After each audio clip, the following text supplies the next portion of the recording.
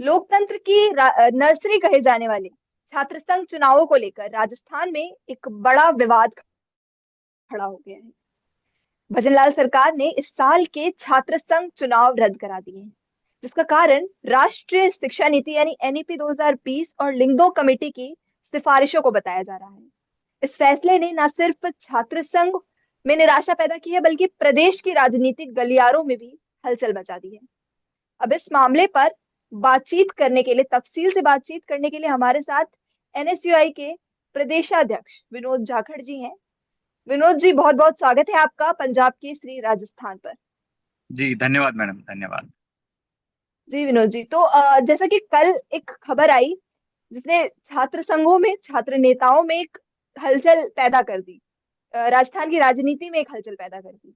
Return में कल ऐसा लिख के दे दिया गया है कि इस साल छात्र संघ चुनाव नहीं कराए जाएंगे भाजपा सरकार की ओर से, प्रदेश सरकार की ओर से। उसके बाद क्या कुछ प्रतिक्रिया रही आप लोगों की, और क्या कुछ देखिए अब ये आगे करने वाले हैं आप लोग? जी जी मैडम, देखिए ये जो उन्होंने हाई कोर्ट में, सॉरी, कोर्ट के अंदर जो भेजा है लिखित में कि हम्म।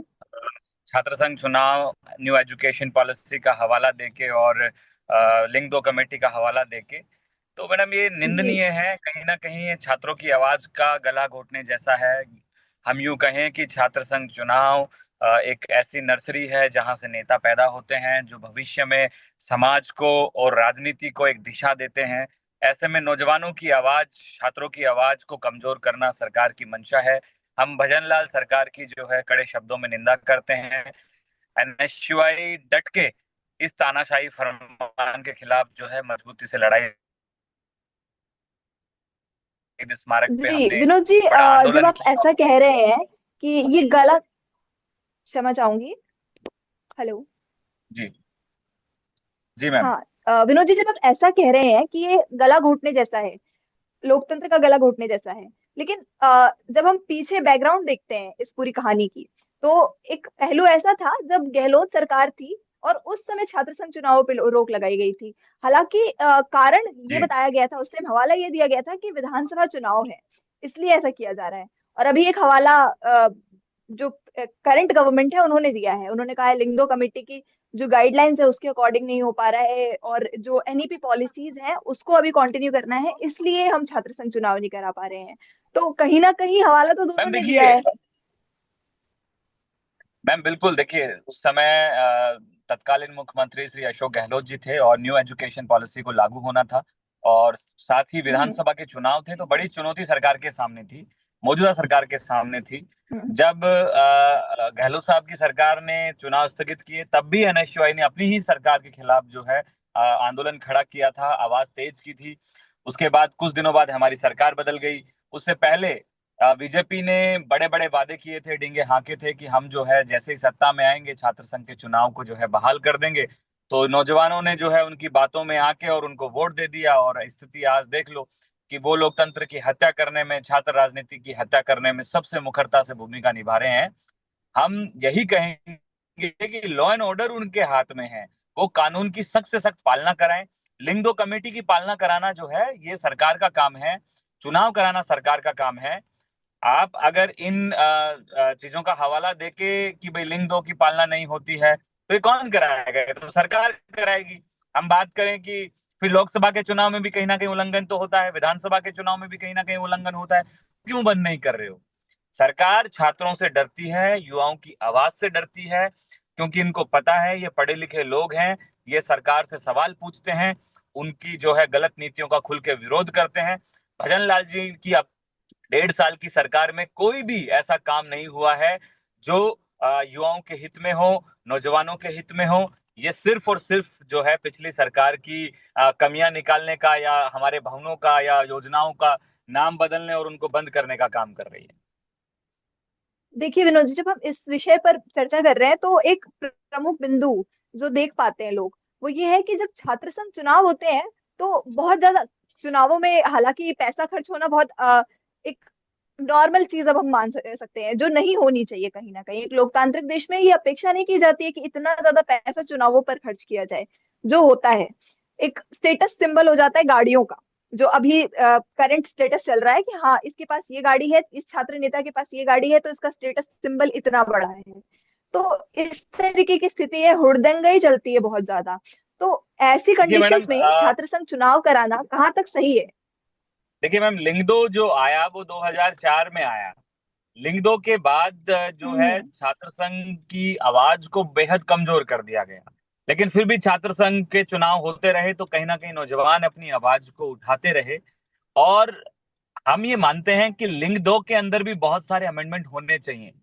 आज उसकी जो लिंग दो की सिफारिश है उनके आधार पे छात्र संघ चुनाव का खर्चा 5,000 है, जो कि बेहद ही कम है। 5,000 में कोई भी चुनाव जो है नहीं लड़ा जा सकता है किसी भी प्रकार का। चाहे हम पंच की बात करें, सरपंच की बात करें, प्रधान की बात करें, 5,000 में कोई भी चुनाव नहीं लड़ा जा सकता है। तो लिंग दो के अंदर भी अमेंडमेंट की आवश्यकता है। केंद्र में इनकी सरकार है, राजस्थान में इनकी सरकार है, ये अमेंडमेंट करे और जो खर्च की सीमा है उसको बढ़ाया जाए। दूसरी चीज, हम आज यही तो इनसे निवेदन कर रहे हैं भाजपा की सरकार से कि नौजवानों को बोलने का अधिकार संविधान देता है, अभिव्यक्ति की आजादी जब संविधान देता है, तो हम लोग जब डालने का अधिकार हमें संविधान देता है, तो हमें चुनाव लड़ने का अधिकार भी जो है संविधान देता है। तो ये अधिकार आप हमसे क्यों छीन रहे हो? एक बच्चा जब कॉलेज में आता है तो वो 18 साल का हो जाता है। वो जब विधानसभा और लोकसभा में वोट कर सकता है तो वो अपने कॉलेज के वहां जो है वोट क्यों नहीं कर सकता है? आप मानना, जब वो छात्र संघ में अपना नेता चुनेगा, वो वोट डालेगा, तो बहुत सारी बारीकियों को समझने का प्रयास करेगा कि सही गलत का निर्णय कर पाएगा। इसलिए भी छात्र संघ चुनाव जरूरी है कि यहाँ से एक नींव डलती है लोकतंत्र की, उसके अंदर समझ विकसित होती है और उसी समझ के आधार पे जो है वो आगे भविष्य में जो है अपनी पार्टियों को चुनता है, अपने नेताओं को चुनता है, अपनी सरकार बनाता है। विनोद जी, जब हम ये कह रहे हैं कि समझ विकसित होती है जब हम छात्र संघ चुनावों में उतर रहे हैं, तो एक प्रमुख बिंदु ये भी यहाँ पे आ जाता है कि बहुत सारे नेता ऐसे हैं जिन्होंने छात्र संघ से चुनावों से शुरुआत नहीं करी है, सीधे इलेक्शंस में उतरे हैं, विधानसभा इलेक्शंस में उतरे हैं, सरपंच चुनावों में उतरे हैं, विधायक चुनावों में उतरे हैं। तो वो उन्होंने भी तो वहां बिल्ड कर लिया अपना पॉलिटिकल करियर। तो क्या ये एकमात्र रास्ता है? इतने प्रदर्शन की आवश्यकता है हमें? मैडम, छात्र संघ केवल चुनाव लड़ने का माध्यम नहीं है, मैं आपको स्पष्ट करना चाहूंगा। छात्र संघ केवल हम्म। राजनीति का माध्यम नहीं है। ये ऐसी एक हम्म। सीढ़ी है जो आपको अपने अधिकारों के लिए लड़ना सिखाती है, गलत के खिलाफ ताकत देती है लड़ने के लिए। वो तानाशाही कॉलेज में हो रही दुराचारी, उनके खिलाफ आपको बोलना सिखाती है। ये तो एक नर्सरी है जो पौधे तैयार करती है। जितने भी छात्र संघ के अंदर पार्टिसिपेट करते हैं लोग, जरूरी नहीं वो भविष्य में जाके नेता बनते हैं। वो आईएएस भी बनते हैं, आईपीएस भी बनते हैं। तो आप यहाँ से सीख के जाते हैं, आप लोकतंत्र सीखते हैं, आप चुनाव लड़ना सीखते हैं, आप अभिव्यक्ति की आजादी सीखते हैं, आप बोलना सीखते हैं, आप सरकार से सवाल पूछना सीखते हैं। तो छात्र संघ के अंदर चुनाव तो 4 कैंडिडेट लड़ते हैं, अध्यक्ष, उपाध्यक्ष, सचिव, महासचिव। बाकी तो उनके सपोर्टर्स होते हैं ना, जो राजनीति में भाग लेते हैं, वो अपने नेता को आगे बढ़ाते हैं। तो केवल ये कहना गलत होगा कि छात्र संघ या छात्र राजनीति केवल और केवल चुनाव लड़ने का माध्यम है, राजनीति करने का माध्यम है। मैं ये कतई नहीं मानता हूं, क्योंकि छात्र संघ जो आपको सिखाता है, हिंदुस्तान में कोई भी इंस्टीट्यूशंस आपको नहीं सिखाते हैं। छात्र संघ के माध्यम से ही आप अपने अधिकारों की रक्षा करना सीखते हैं, संविधान की और लोकतंत्र की पालना करना सीखते हैं। हम देश के अंदर बात करें तो बहुत सारे ऐसे बड़े नेता हैं जो छात्र संघ के माध्यम से आए हैं। रही बात आप कह रहे हो पंच सरपंच, वो एक अलग चुनाव होता है, छात्र संघ का अलग चुनाव होता है। जब कॉलेज और विश्वविद्यालय जो है इनकी आवाज को दबा दिया जाएगा। आप ये याद रखिए कि आजादी के संग्राम के अंदर सबसे बड़ी भूमिका अगर अंग्रेजों के खिलाफ किसी ऑर्गेनाइजेशन ने उठाई तो वो छात्रों की ऑर्गेनाइजेशन थी। वो छात्रों की एकीकरण था कि छात्र एकजुट हुए और अंग्रेजों के खिलाफ जो है मोर्चा खोला। ये आज से नहीं है, जब छात्र संघ के चुनाव नहीं होते थे उससे पहले भी छात्रों ने जो है हर संग्राम में अपनी भूमिका निभाई है। जी विनोद जी, इस सब के बीच में ना एक सवाल और है आपसे कि जैसा इन्होंने हवाला दिया है उसमें इन्होंने कहा कि जो तमाम वीसी हैं अलग अलग यूनिवर्सिटीज के, अलग अलग कॉलेजेस के, वो भी कह रहे हैं कि चुनाव नहीं होने चाहिए क्योंकि पढ़ाई इस वक्त डिस्टर्ब होगी, एनईपी जो चल रहा है वो डिस्टर्ब होगा। तो उससे कहाँ तक आप क्या सोचते हैं उस बारे में कि कहाँ तक ये बात मैं सही है इससे और कहाँ तक गलत है? मैडम मैं इससे बिल्कुल असहमत हूँ। वाइस चांसलर जो है कभी भी नहीं चाहते हैं कि छात्र संघ के चुनाव हो, क्योंकि वो चैन की नींद सोना चाहते हैं। वो बिना किसी आंदोलन रहित विश्वविद्यालय कैंपस को रखना चाहते हैं। वो चुपचाप अपनी गलत नीतियां जो हैं विश्वविद्यालय कैंपस पे थोपना चाहते हैं। वो अपनी मनमानी विश्वविद्यालय और कॉलेजों में थोपना चाहते हैं। वो तो चैन की नींद सोना चाहते हैं। छात्र नेता क्या करते हैं, उनको नींद से बार बार जगाने का काम करते हैं। उनकी गलत नीतियों के खिलाफ खड़े होते हैं, उनकी आलोचनाएं करते हैं, उनकी काम की आलोचनाएं करते हैं। तो वाइस चांसलर से हम कभी उम्मीद कर ही नहीं सकते कि वो छात्र संघ चुनाव के पक्ष में बोलेंगे। वो तो अपने ऑफिस के अंदर छात्र क्यों आ रहा है इससे भी डरते हैं। तो वो छात्रों के, छात्र संघ के चुनाव से, छात्र राजनीति से बेहद डरते हैं, क्योंकि ये छात्र नेता बराबर जो है उनको चेताने का, जगाने का काम करते हैं। विनोद जी देखिए, मतलब आप तो इतने लंबे समय से छात्र राजनीति में रहे हैं, तो आपको नहीं लगता कि जब प्रदर्शन चलते हैं और इस तरीके का कार्यक्रम होता है तो उससे एकेडमिक्स कहीं ना कहीं डिस्टर्ब होती है? नहीं मैम, ऐसा कहीं नहीं है। कहाँ एकेडमिक डिस्टर्ब होती है? आप फीस वृद्धि हो गई, अगर आप उसके खिलाफ आवाज नहीं उठाएगा तो कौन उठाएगा? कैंपस की व्यवस्थाएं जो हैं दुरुस्त हैं, कभी भवन गिर रहे हैं, कभी पंखे गिर रहे हैं, मैस में कभी छिपकली आ रही है, कॉकरोच जा रहा है, मैस के खाने में सस्ते खाद्य पदार्थों का उपयोग किया जा रहा है, मन मर्जी से जो है अपना शासन चलाया जा रहा है, तानाशाही की जा रही है, टीचर्स टाइम पे नहीं आते हैं, क्लासेस नहीं लेते हैं। इन सब की आवाज कौन उठाएगा? छात्र उठाएंगे, छात्र नेता उठाएंगे। कहीं भी एकेडमिक डिस्टर्ब नहीं होता है। ये गलत है, ये गलत परिपाटी है कि एकेडमिक जो है डिस्टर्ब होता है। बल्कि एकेडमिक छात्र संघ अगर होता है तो एकेडमिक सिस्टम पूरी सुचारू रूप से काम करता है। उनको पता है कि क्लास में सही टाइम पे नहीं पहुंचेंगे तो अभी लीडर्स आ जाएंगे, छात्र नेता आ जाएंगे। अगर कोई ये गलत तरीके से जो है कोई फरमान जारी करते हैं तो इनको पता है कि छात्र जो है अभी आ जाएंगे और आवाज उठाएंगे। तो एकेडमिक कहीं डिस्टर्ब नहीं होता है। देखिए, जब हम बात करते हैं लोकतंत्र की तो हम ऐसा एक्सपेक्ट करते हैं कि विपक्ष बहुत स्ट्रांग होना चाहिए। और अभी बीते दिनों एनएसयूआई ने मुख्यमंत्री आवास का घेराव किया। आप भी वहां पहुंचे थे, सचिन पायलट जी भी वहां पहुंचे हुए थे। उसके बावजूद ऐसा जो इन्होंने स्टेप लिया है और ऐसे इस तरीके से जो लेटर दिया है वहां पर, तो इस पर क्या कुछ कहेंगे? देखिए, भाजपा की सरकार लोकतंत्र में भरोसा नहीं करती है।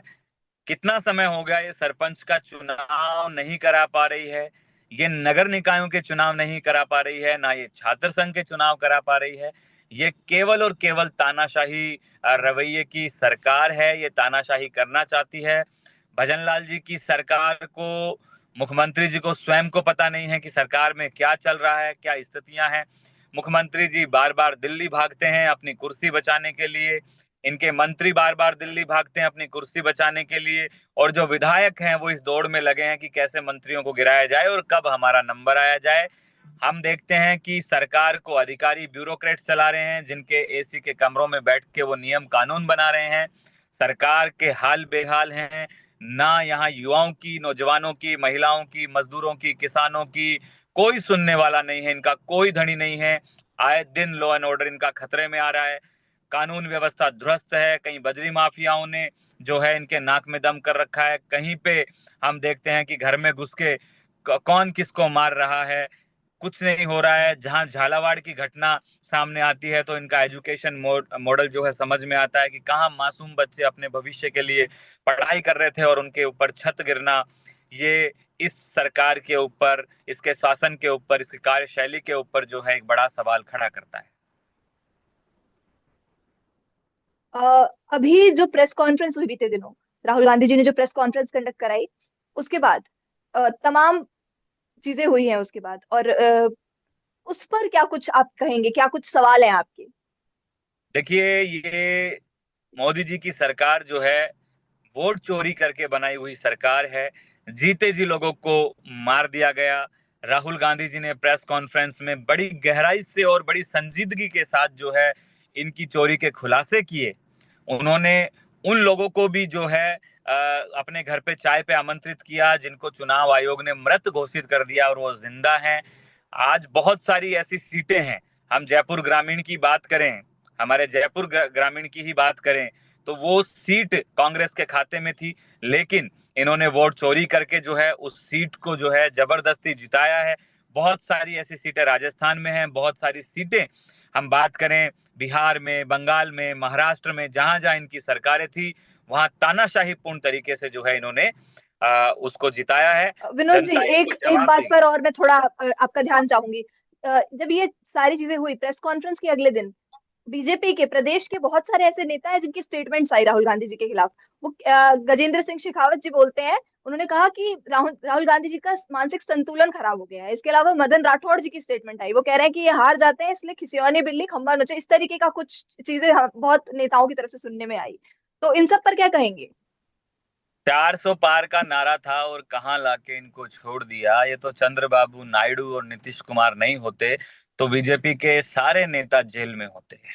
राहुल गांधी जी बड़े दावे के साथ कहते हैं कि जिस दिन सरकार बनेगी बीजेपी के आधे से ज्यादा जो नेता हैं वो जेल में होंगे।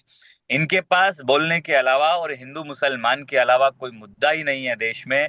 आज देश की हम लोग अगर शिक्षा के स्ट्रक्चर की बात करें तो देखिए किस तरीके से दिन प्रतिदिन जो है शिक्षा का बजट घटाया जा रहा है, किस तरीके से जो है आज जो है एजुकेशन पे हमला किया जा रहा है। आप इनका हेल्थ स्ट्रक्चर देखिए, क्या स्थितियां हैं आज हमारे सरकारी अस्पतालों की, कोई इलाज नहीं है। राहुल गांधी जी पे ये सवाल क्या खड़ा करेंगे? राहुल गांधी जी ने कोविड से लेके पुलवामा तक, बात करें वोट चोरी तक, हर चीज में इनसे सवाल पूछे और उनकी बात कहीं ना कहीं सटीक निकली। उन्होंने जीएसटी पे सवाल खड़े किए। आज तक राहुल गांधी जी ने जो खुलासे किए हैं वो 1 इंच भी गलत साबित नहीं हुए हैं। वो पूरे तथ्यों के साथ, पूरे प्रमाण के साथ सरकार के सामने उनकी कमियों को लाते हैं, उनकी चुराई हुई चीजों को लाते हैं। तो ये डरते हैं। देश में अगर बीजेपी किसी से डरती है तो उस नेता का नाम है राहुल गांधी, क्योंकि वो इनसे कहीं भी नहीं डरते हैं। हमारे नेता का एक ही नारा है, डरो मत और गलत के खिलाफ खुल के लड़ो। तो अब आगे का क्या कुछ आप लोग सोच रहे हैं? किस तरीके से इस का विरोध करने वाले हैं या फिर इसके साथ खड़े होने वाले हैं, जो जो भी डिसीजन लिया गया है? देखिए, छात्र संघ चुनाव और वोट चोरी को लेके एनएसयूआई अब सड़कों पे आ गई है। 16 तारीख को हम लोग जयपुर में जो है मसाल जुलूस निकाल रहे हैं। पूरे प्रदेश के अंदर मैं खुद घूम रहा हूं और वोट चोरी के खिलाफ जो है हम गांव गांव, ढाणी ढाणी तक हमारे लोगों को लेके जाएंगे। और राहुल गांधी जी की जो 2.5 घंटे की प्रेस कॉन्फ्रेंस है, अंतिम पंक्ति में खड़े व्यक्ति तक जो है उस प्रेस कॉन्फ्रेंस की बातों को जो है हम लोग समझाएंगे और बीजेपी का जो काला चरित्र है ये लोगों के सामने लेके आएंगे, क्योंकि ये जरूरी है। किस तरीके से लोकतंत्र की हत्या कर रहे हैं, किस तरीके से ये चुराई हुई सरकार है और किस तरीके से बैसाखी पे चल रही सरकार है, इसको जवाब देना पड़ेगा। आज जनता जो है जाग गई है और इनके खिलाफ मजबूती से लड़ाई लड़ेगी। एनएसयूआई छात्र संघ और वोट चोरी के खिलाफ मजबूती से अब सड़कों पर उतरेगी। बहुत बहुत धन्यवाद विनोद जी, अपने अपना पक्ष रखा हमारे सामने। और ये कुल बातचीत हमने की बीजेपी एनएसयूआई के प्रदेशाध्यक्ष के साथ, और उन्होंने अपना पक्ष रखा कि क्या कुछ वो सोचते हैं जो मसला हुआ, और छात्र संघ चुनावों पर जो नोटिस कल जारी किया गया उसके बाद क्या कुछ आगे डिसीजन लिया जाएगा, किस तरीके से आगे प्रदर्शन किया जाएगा। आगे की खबरों पर मैं आपको लगातार अपडेट देती रहूंगी, बताती रहूंगी कि क्या कुछ चल रहा है प्रदेश में। तब तक के लिए देखते रहिए पंजाब केसरी राजस्थान।